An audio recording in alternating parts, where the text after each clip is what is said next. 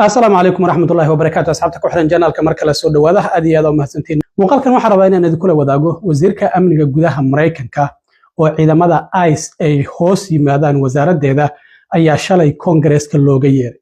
Su'aalo kulul ayaa la weydiiyay oo la xiriira qabqabashada dadka ay muwaadiniinta Mareykanka ah kuwa ciidamada Mareykanka u soo dagaalamay oo la masaafuriyay.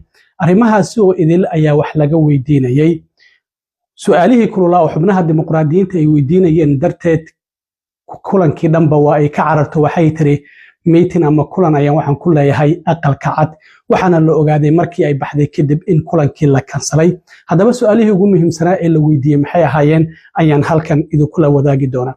madaxweyne Trump oo wajiba gabax kala kulmay aqalka sanadka ee gobolkan Indiana oo aan ku noolahay kadib markii uu ka doonayay in 9 xubnood oo aqalka wakiilada laga soo doorto Congress-ka Mareykanka oo 7 kamid ah ay Republican ahaayeen 2 dimuqraadiyiinta in labadaasi dhinaca Republicanka loo wareejiyo sidii Texas ka dhacday oo kale laakiin aqalka sanadka ay diideen xitaa madaxweyne ku xigeenkiisa ayuu u soo diray gobolkan Indiana.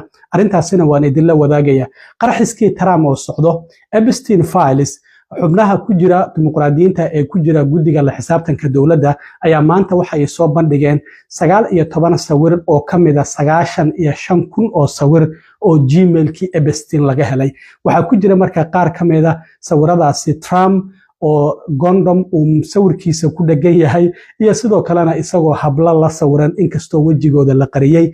iyadana waan idin la wadaagayaa qaraxiskaasi balse marka hore soo dhaw. wasiirka amniga gudaha Mareykanka Christine Noem wasaaraddeeda waxaa hoos yimaada hay'ado kala duwan oo ay kamid yihiin ciidamada ICE, ciidamada xuduudaha ilaaliya, hay'adda maareynta masiibooyinka iyo hay'ado badan oo kala duwan ayaa wasaaraddeeda hoos yimaada.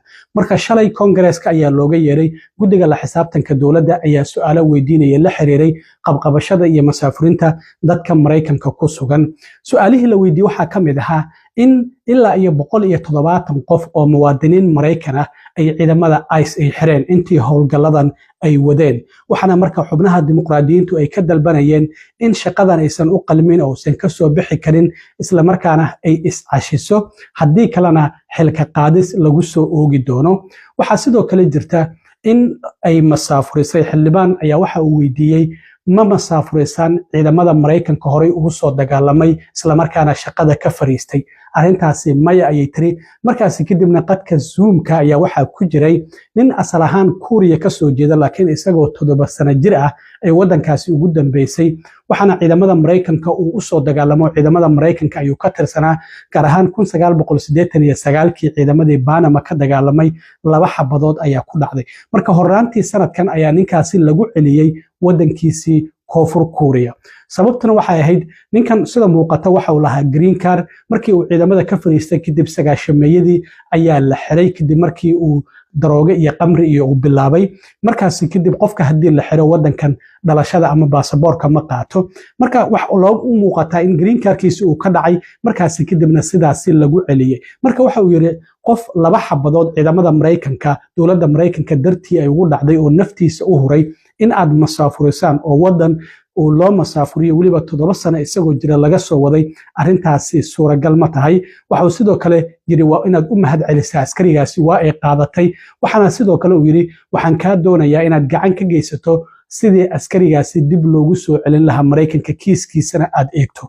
markaas kadib waxay tiri waan eegayaa kiiskiisa laakiin waxay tiri qof kasta oo wadankan sharci darro ku joogo isla markaana sharcigiisa aan u hoggaansamin waan masaafurinayna. marka ciidamo Mareykanka hore ugu soo dagaalamay ayaa la masaafurinaya. hadda ka hor waxaan sidoo kale hore muuqaal u daawaday nin asal ahaan Kenya u dhashay oo isaguna ciidamada Mareykanka u soo dagaalamay saasoo kale in Kenya lagu celiyay. waxaa jirta hadda sidoo kale maalmihii u dambeeyay waxaan arkayay askar hore ciidamada Mareykanka uga tirsanaan jirtay oo qaba haween wadamo kale ka soo jeeda ayaa balamo green card oo ay lahaayeen markii ay tageen in inta la qabtay la xiray iyagana ilaa hadda qaarkood ay wala xiran yihiin. marka su'aalahaasi ayaa la weydiiyay. marka intii su'aaluhu ay socdeen ayaa waxay tiri waan baxaya aqalka cad ayaan aadaya. waxaa jira in guddi loo xil saaray isbedel lagu sameynayo hay'adda maareynta masiibooyinka ee FEMA. marka talooyinkoodii ayay soo gudbinayaan sidaasi darteed waxaan aadayaa aqalka cad si aan kulankaasi u shir gudoomiyo. markii ay dhaqaaqday kadib ayaa gudoomiyihii guddiga xubnaha su'aalaha weydiinaya ee Congress-ka oo la yiraahdo Benny Thompson oo dimuqraadi ah waxa uu yiri oo waxaan ogaanaba kulankaasi in la kansalay marka aa carartaa ayaa ka dhacday su'aalihii markay u adkeysan waysay wasiirka amniga gudaha kulan kale ayaan aqalka cad ku leeyahay tiri wayna baxsatay sida muuqatana kulankaasi waa la kansalay waxay u muuqataa inay xitaa ogeyn maxaa yeelay la taliyaasheeda ayaa gadaasheeda fadhiya haddii kulankaasi la kansalay iyaga ayaa loo soo sheegay iyaguna waa ay la wadaagi karaan marka inay carartay oo su'aalahaasi la weydiinayo kulkulul darteed ay ka carartay ayayna u muuqataa marka bal su'aalihii la weydiiyey bal wax yar ila daawada iyo qaababka ay uga jawaabtay inta badanna waa ay difaacday howlgallada ay wadaan iyo masaafurinta waxaa xitaa la yiri waxaad sheegteen inaad masaafurinaysaan dadka dambiilayaasha kuwa ugu xun laakiin muwaadiniintii Mareykanka ayaad xiraysaan oo aad dhibaataynaysaan oo maalmo iyo saacado aad haynaysaan oo xabsi aad geynaysaan marka bal su'aalahaasi siday uga jawaabtay Secretary Noem, you lie and you lied to the American people. I will be including into the record an article by ProPublica from October 16, 2025, entitled, "We found that more than 170 U.S. citizens have been held by immigration agents. They've been kicked." There's nothing smiling about U.S. citizens. I'm sorry, that's very inappropriate. Let me continue. They've been kicked, dragged, and detained for days. And I urge you to reconsider resignation because I've taken the first step towards your impeachment and I've called on the Judiciary Committee to open an investigation into your lawlessness. Madam Secretary, your incompetence and your inability to truthfully carry out your duties of Secretary of Homeland Security, if you're not fired, will you resign? Sir, I will consider your asking me to resign as an endorsement of my work. Thank you very much. How many United States military veterans have you deported? Sir, we have not deported U.S. citizens or military veterans. I don't believe you served in the military. I haven't either, but I think you and I can agree that as Americans, we owe everything to those who have served our country in uniform, particularly those who have served in combat. Do you agree with that? Sir, I believe that people that are in this United States that are citizens have legal status here. Madam Secretary, we are joined on Zoom by a gentleman named Sejun Park. He is a United States Army combat veteran who was shot twice while serving our country in Panama in 1989. Like many veterans, he struggled with PTSD and substance abuse after his service. He was arrested in the 1990s for some minor drug offenses, nothing serious. He never hurt anyone besides himself, and he's been clean and sober for 14 years. He is a combat veteran, a Purple Heart recipient.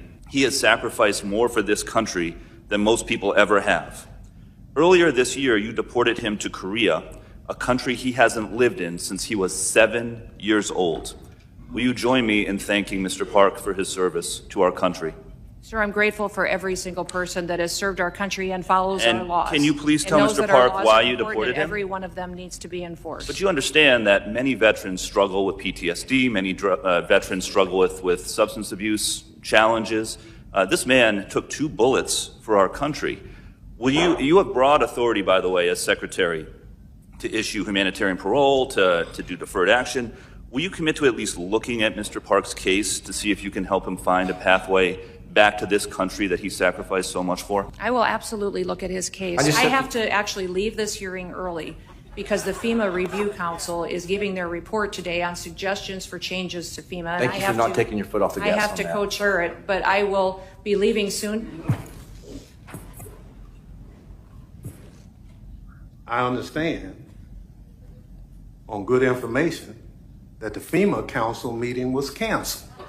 sidoo kale aqalka cad ee madaxweyne Trump ayaa waxay beeniyeen warar soo baxay oo sheegay in wasiirka amniga gudaha laga yaabo Trump inuu xilka ka qaado sabab la xiriira mid kamid ah shaqaalaheeda in xiriir hoosaad shukaansi ay wada lahaayeen Trump arintaasi waa uu beeniyay wuxuu yiri waan ku faraxsanahay Kristi Noem iyo sidoo kale shaqada ay hayso wararkaasina waa been abuur arintaasi haddii halkaasi aan ka gudbo gobolada dimuqraadiyiinta iyo kuwa Republicaanka waxaa ka socdo in xubnaha labada dhinac ee Republicaanka ama dimuqraadiga ah laga soo turto goboladaasi in mid waliba gobolada Republicaankana ay wada Republican ka dhigaan kuwa dimuqraadiyiintana ay dimuqraadi ka wada dhigaan Texas ayaa bilaabay oo maxkamadda sare xitaa ay u ogolaatay toddobaadkii la soo dhaafay California ayaa ku xigtay goboladii kale marka waa ay ku dansanayaan gobolkan Indiana oo aan ku noolahay xubnaha baarlamaanka ee labada aqal waxay isku dayeen 9 xubnood ayaa laga soo doortaa aqalka wakiilada gobolkan Indiana marka 7 waxay ahaayeen Republican 2na Dimuqraadi Trump waxa uu yiri labada dimuqraadiyiinta meesha laga saaro 9 kaba Republican ha laga wada dhigo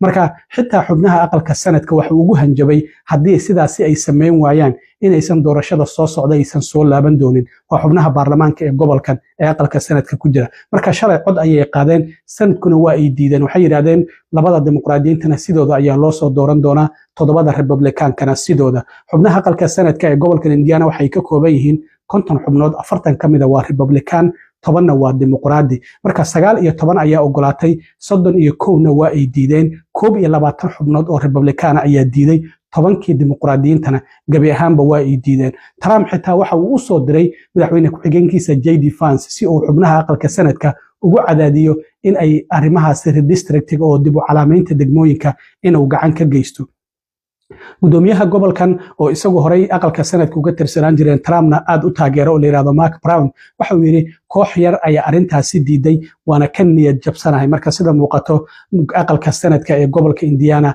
arintaasi waa ay ka soo horjeesteen ugu dambeyntii qarxiskii Trump ayaa wali socda waa tii sharcigii Epstein Files inshaaca laga qaado la soo bandhiga labada aqal ay meel mariyeen madaxweynuhuna uu saxiixay hadda 6 maalmood ayaa ka harsan muddadii loo qabtay wasaaradda cadaaladda oo 19 bishan ahayd in Epstein Files inshaaca ka qaadaan laakiin xubnaha dimuqraadiyiinta ee ku jira guddiga la xisaabtanka dawladda marba xooga ayay soo fasaxayaan toddobaadkii hore waa kuwii soo fasaxay muuqaal la xiriira jasiiradii Epstein oo lahaa oo gabdhaha la geyn jiro ragga madaxda iyo kuwa lacagta loogu geyn jiro waxyaabo la yaab lana lagu arkay laakiin maanta waxay soo bandhigeen sidoo kale 19 sawir iyadoo ay 95,000 ay dhanyihiin sawirada gacanta lagu hayo marka Gmailkii Epstein ay sawiradaasi ay ku jireen sawiradaasi waxaa laga dhaxarkayaa Trump oo 6 dumar ah oo wajigooda la qariyay la sawiran mar kale isagoo la sawiran haweeney iyo Epstein File oo iyadana wajigeeda la qariyay marna waxaa la arkayaa isagoo la sawiran haweeney iyo waliba Jeffrey Epstein oo aan wajigeeda haweeneydaasi la qarin